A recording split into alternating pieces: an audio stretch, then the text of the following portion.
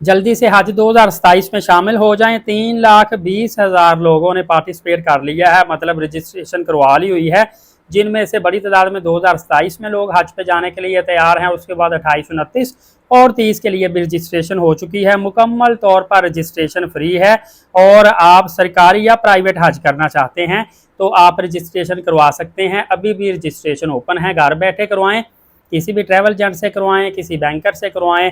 Online registration है, कोई किसी किस्म का पैसा नहीं है, अपने जानने वाले से करवा लें, क्योंकि सरकारी या प्राइवेट हज पे जाने के लिए रजिस्ट्रेशन करवाएंगे तो आपको मसला नहीं होगा, वरना आपको मुश्किलात पेश आएंगी। इसके अलावा आपको बताता चलूँ कि 42 दिन का जो लॉन्ग हज पैकेज, इसके अखराजात 12 लाख रुपए के करीब हैं, जबकि शॉर्ट हज पैकेज के अखराजात 13 लाख रुपए के करीब है।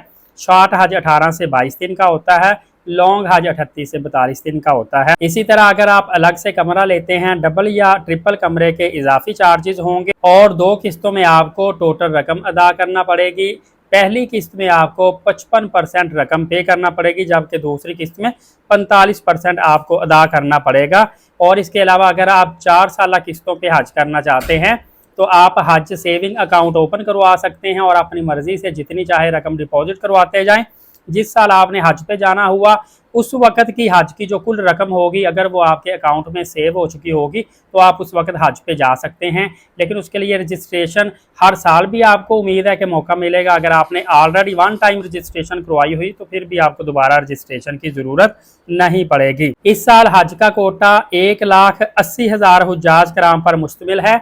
ये पुराने सालों वाला ही कोटा है, जो कि पुराने साल में कोटा हुआ करता था, लेकिन अभी अगले साल में नज़र आ रहा है कि हज का कोटा बढ़ा दिया जाएगा, क्योंकि एक तो पाकिस्तान में आबादी बढ़ रही है, दूसरा रजिस्ट्रेशन से आइडिया हो रहा है कि बड़ी तादाद में लोग रजिस्ट्रेशन करवा रहे हैं।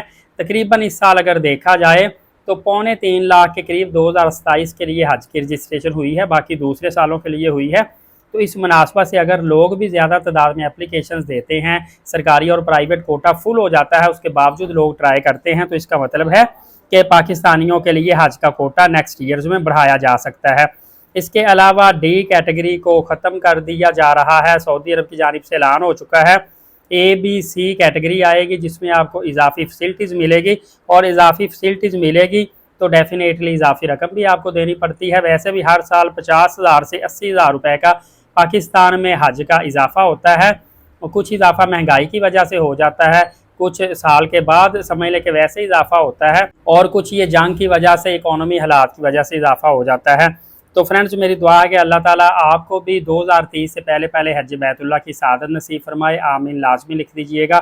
नए आने वाले एलीट साकिब यूट्यूब चैनल को सब्सक्राइब कर लें, ताकि तमाम तरह अपडेट्स आप तक पहुँचती रहे। नमाज कायम करें, नबी पाक सल्लल्लाहु अलैहि वसल्लम पे रोज़ाना कसरत से दुरूद पाक भेजा करें, और कुरान पाक की तिलावत करते रहा करें। इजाज़त दीजिएगा, अल्लाह हाफ़िज़।